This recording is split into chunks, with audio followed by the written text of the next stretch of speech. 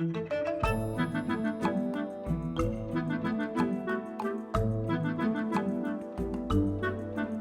de ce film remonte à 3 ans. Une discussion avec un de nos intérimaires soignants qui me faisait part de la difficulté à accueillir une personne en situation de handicap dans un milieu classique de soins MCO. De ça m'est venue très vite l'idée de trouver une façon d'aider nos soignants.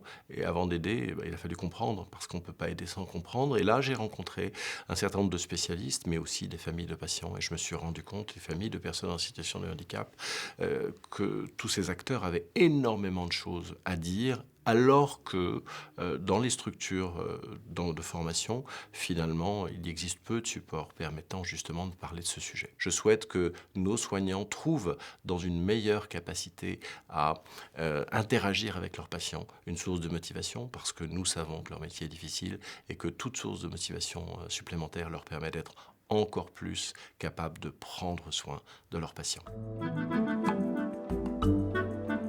Dans la suite des opérations de Géraldine, elle a eu deux opérations de la hanche et puis une grave opération du dos. La première opération de la hanche s'était déjà mal passée, dans le sens où elle a eu un réveil de l'opération un peu agité et violent. Et d'emblée, on a dit, elle est agitée et violente parce qu'elle est handicapée, que c'est une sale gosse handicapée. Donc, on l'a bourrée de Terralène et moi, je disais, il faut lui donner des antalgiques. Il y a un constat d'échec, c'est-à-dire on se rend compte que quand on traite une agitation ou de l'agressivité par des sédatifs, on se rend compte qu'on éteint la personne, enfin que la personne devient très ralentie, très somnolente. Mais le but quand même en chirurgie et en médecine, c'est de rendre les gens autonomes. Donc on se rend compte qu'on n'est pas efficace. La réalité du handicap, qui est d'une très grande diversité, quand elle est visible, est quelque chose qui déroute les professionnels du soin. Eux, ils ont l'habitude de raisonner avec des patients lambda, hein, et dont la pathologie est bien située, même par rapport à une localisation organique. Ça, c'est des choses qu'ils savent faire. Vous interviewez n'importe qui va à l'hôpital, le tout venant, tout le monde a des réflexions sur le fait d'avoir été pris pour objet, un numéro de chambre ou une pathologie.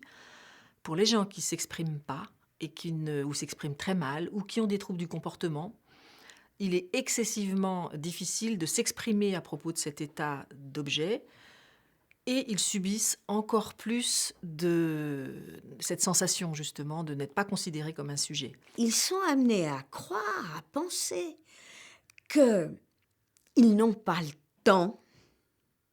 le temps supplémentaire, effectivement nécessaire, pour que se passe bien le soin qu'ils ont à donner à des personnes en situation de handicap.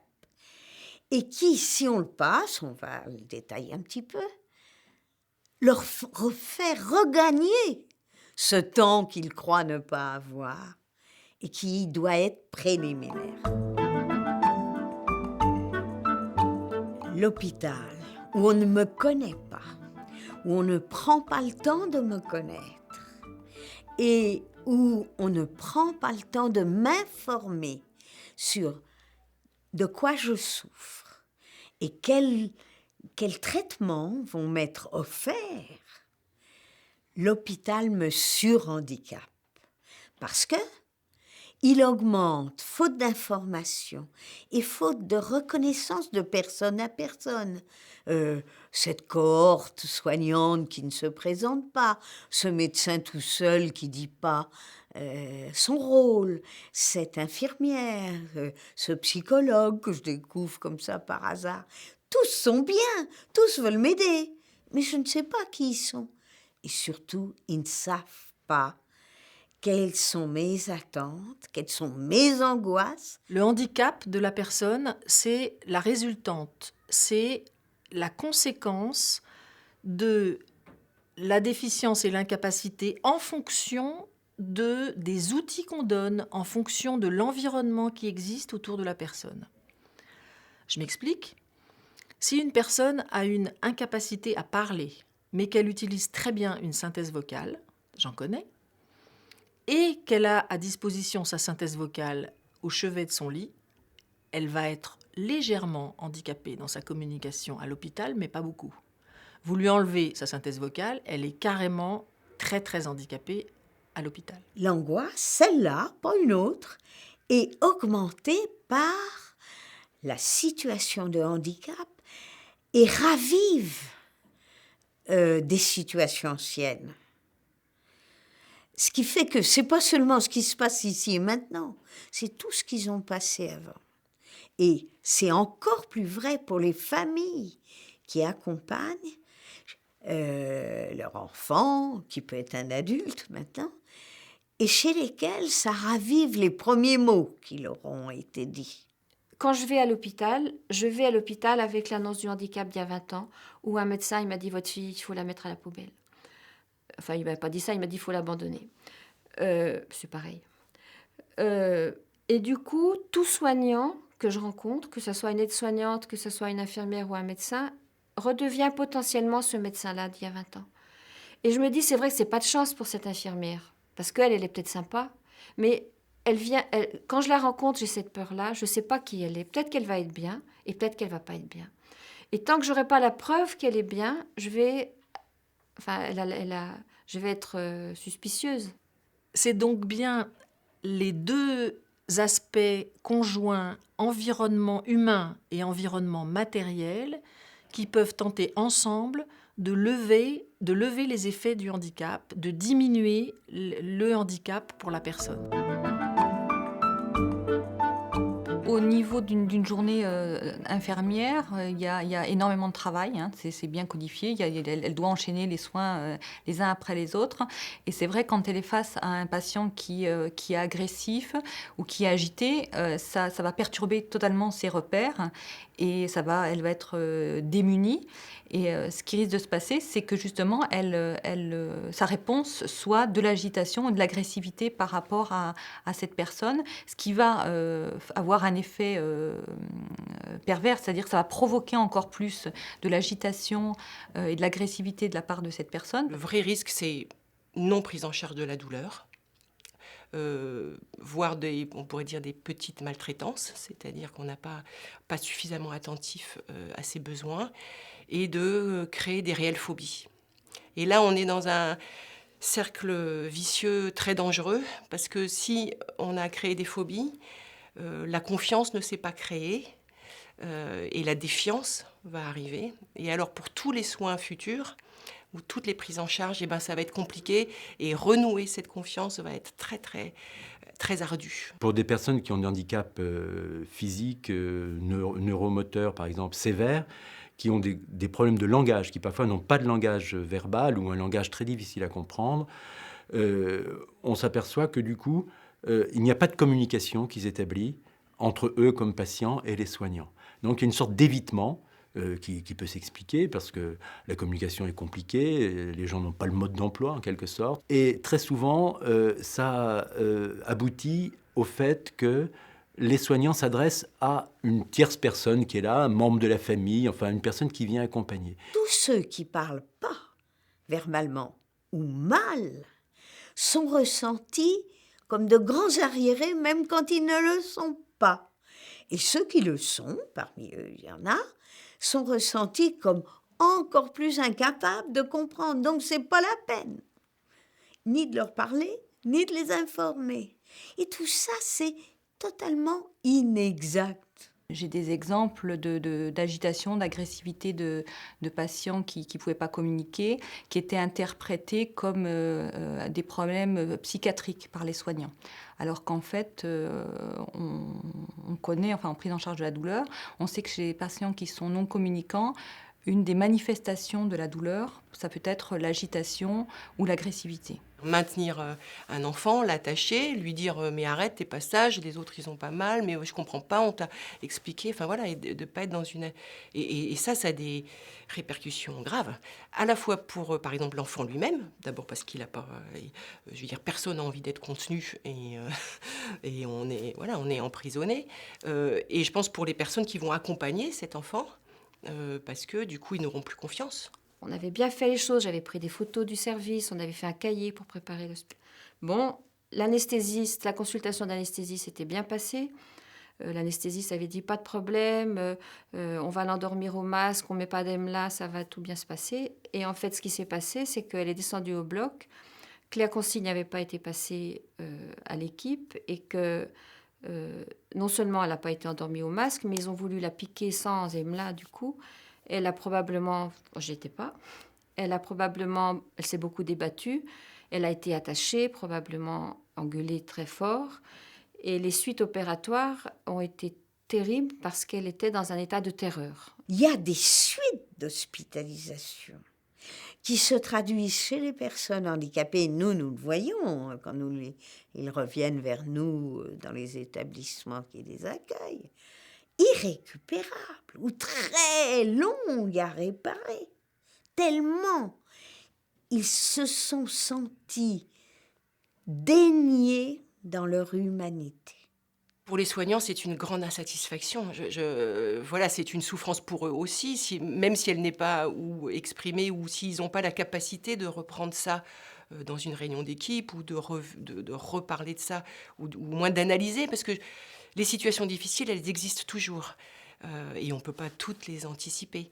Je crois que ce qui est important, c'est d'avoir ce travail d'équipe qui fait dire, on peut y revenir dessus, et surtout, on se base sur un moment qui a été difficile pour essayer d'éviter que ça se reproduise la fois d'après. La maltraitance, elle résulte finalement d'une sorte de chaîne dans l'organisation des soins qui fait que si le temps est tellement minuté qu'on ne peut pas prendre le temps d'entrer en communication avec la personne, de recueillir un certain nombre d'informations et pour certains gestes, de prendre un petit peu plus de temps que le temps calibré qui permet de faire tout le service avant la relève, etc. Eh bien, la cause de la maltraitance, elle n'est pas à situer dans la personne qui est là et qui est obligée de faire vite, etc., mais dans le système d'organisation des soins. C'est une question éthique qui interroge le fond de la manière dont, par peur humaine, toute humaine et très normale, nous évacuons la personne dans la personne handicapée. Si on veut prendre en charge la douleur, on doit être dans une volonté de demander à cette personne est-ce qu'elle a mal. Déjà, il faut avoir la volonté de le demander avec les outils appropriés. Ensuite, il faut croire ce que cette personne dit et mettre en place un traitement, quelque chose qui est adapté à ça. Et donc ça, je dirais que c'est une vraie révolution, cette attitude-là. Il existe quelques outils pour favoriser l'expression des personnes à l'hôpital et pour favoriser la compréhension de ce qui leur arrive, mais il n'en existe pas beaucoup.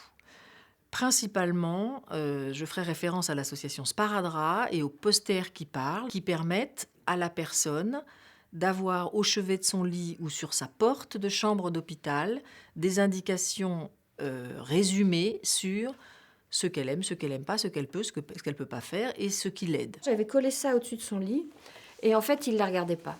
Au-dessus de son lit, il ne la regardait pas parce que... Alors du coup, je l'avais collé sur la porte de la chambre. Ils étaient obligés, quand ils rentraient dans la chambre, avant de rentrer dans la chambre, ils voyaient ça. Alors, peut-être qu'ils ne l'ont pas lu, mais au moins quand ils rentraient dans la chambre, ils allaient à la rencontre de quelqu'un. Et alors après, ils osaient lui parler. Après, ils regardaient les photos, ils disaient « Oh, t'as des frères et sœurs, ah, tu es là, t'es en train de faire du ski dans la piscine. » Enfin, ça donnait aux soignants peut-être un outil pour avoir moins peur de Géraldine. Il ne faut pas que ce soit elle que revienne la charge d'expliquer 25 fois à des gens qui succèdent le mode d'emploi de leurs appareils, les précautions à prendre, etc. Bien sûr qu'il y a des initiatives individuelles qui sont formidables, comme par exemple un outil qui a été fait pour une petite fille, simplement expliciter des choses très concrètes. Même si ce n'est pas spécifiquement pour l'hôpital, le fait qu'un personnel soignant sorte un objet comme ça qui appartient à un gamin pour lui dire « je te parle de dormir » ou « je te parle de ta chambre » et je te montre ça en même temps, la petite fille ou le petit enfant ou la personne d'ailleurs adulte qui a une déficience intellectuelle et qui a un cahier comme ça avec elle, se sent beaucoup plus en confiance puisqu'elle sent qu'elle peut sortir le cahier pour dire toute autre chose. Les outils qui peuvent aider des enfants à informer des enfants handicapés, ce sont tous les documents illustrés, parce que du coup, l'enfant peut se reconnaître et avoir un peu une situation de l'ambiance qu'il va découvrir. C'est aussi utiliser des petits personnages. Il y a des petits personnages Playmobil, il y a les Sylvania qui sont du milieu hospitalier. Et là, l'enfant peut le manipuler. Pareil, on peut lui montrer qu'il va changer d'un endroit à l'autre. Et comme ça, il anticipe un petit peu ou les moments de séparation, justement. Faire prendre connaissance à l'enfant du matériel médical qu'il va découvrir. Typiquement, le masque d'anesthésie, c'est quelque chose qui fait très peur aux enfants. Ils peuvent avoir peur de ne plus pouvoir respirer, de ne plus pouvoir communiquer. Il y a plusieurs types d'évaluation de la douleur. Il y a de l'auto-évaluation, quand la personne est capable de communiquer, comme vous. Je vous demande, est-ce que vous avez mal? Vous êtes capable de me dire, oui, j'ai mal. Je peux même vous demander, au niveau qualité, est-ce que vous avez beaucoup mal, douleur faible, douleur forte ou modérée? Quand la personne n'est pas communicante, on ne peut pas se servir de ça. Donc on passe en hétéro-évaluation. Celle que j'utilise, moi, en chirurgie, c'est la grille Algo Plus, qui permet de voir par l'observation un petit peu si c'est de la douleur ou pas. Il existe aussi le kit de communication de la PHP. Il est composé en gros de 3 parties. Une partie pictographique d'une 20aine de pictogrammes qui donne aux patients hospitalisés des moyens d'expression très limités, mais de demander des choses importantes comme son dentier, ses lunettes, ses médicaments ou téléphoner à quelqu'un. Un deuxième volet est consacré à un alphabet, un ictémère, un calendrier, des notions de temps, une échelle de douleur, justement, de 4 visages. Et puis la partie centrale est très très novatrice. La partie centrale, elle permet aux médecins de montrer des pictogrammes et des images des questions qu'ils posent systématiquement dans les situations d'urgence et qui permettront donc à la personne de pouvoir donner une réponse sur le même canal, puisque le médecin va pointer l'image en même temps qu'il parle et éventuellement en même temps qu'il mime.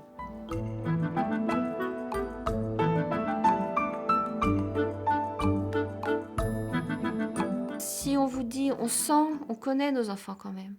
On dit là l'angoisse monte trop, il faut que vous l'emmeniez. Même à la limite, il ne l'aurait pas pris tout de suite, mais il l'aurait emmené sécurisé, un peu cadré, elle l'aurait pas. Mais on nous écoute pas. Il faut surtout s'appuyer sur les proches. Pour les parents si c'est un enfant, pour un proche si c'est une personne adulte, parce que ce sont les seules personnes qui peuvent être les garants ou les porte-paroles par rapport à une situation. Et là, parfois, les soignants sont dans une situation de toute puissance. Ils se trompent, c'est-à-dire en pensant qu'en quelques minutes, ils vont être capables de connaître cette personne-là. Ils ne peuvent pas. Il n'y a pas de contre-indication à ce que quelqu'un s'habille pour aller au bloc opératoire et accompagne cette personne vulnérable jusqu'au bloc opératoire, qui est quand même un lieu très agressif.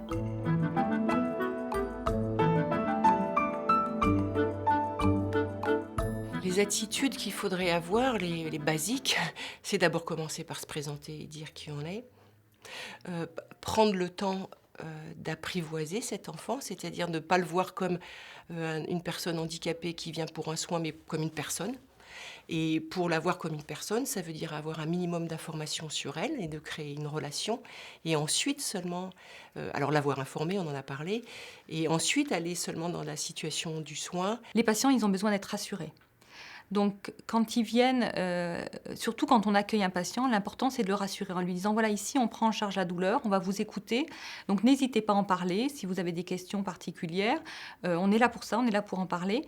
Et je crois que sur une personne non communicante ou vulnérable, il faut agir exactement pareil. Le personnel soignant a besoin, si on veut rétablir une communication à peu près harmonieuse, de prendre beaucoup plus de temps pour les explications, de se pencher, de faire attention à l'attitude, encore plus qu'avec la personne valide, de parler lentement, simplement, sans jargon médical. Si une personne fait beaucoup de bruit, plus on va parler doucement, plus la personne va essayer finalement de faire moins de bruit pour essayer de nous entendre. Donc ça ne sert à rien de crier plus fort que lui, bien au contraire, il faut essayer de parler doucement et il va naturellement essayer d'écouter. C'est extraordinaire comment une personne accueillie et informée va réussir à maîtriser ses pulsions ou aura des pulsions beaucoup moins violentes.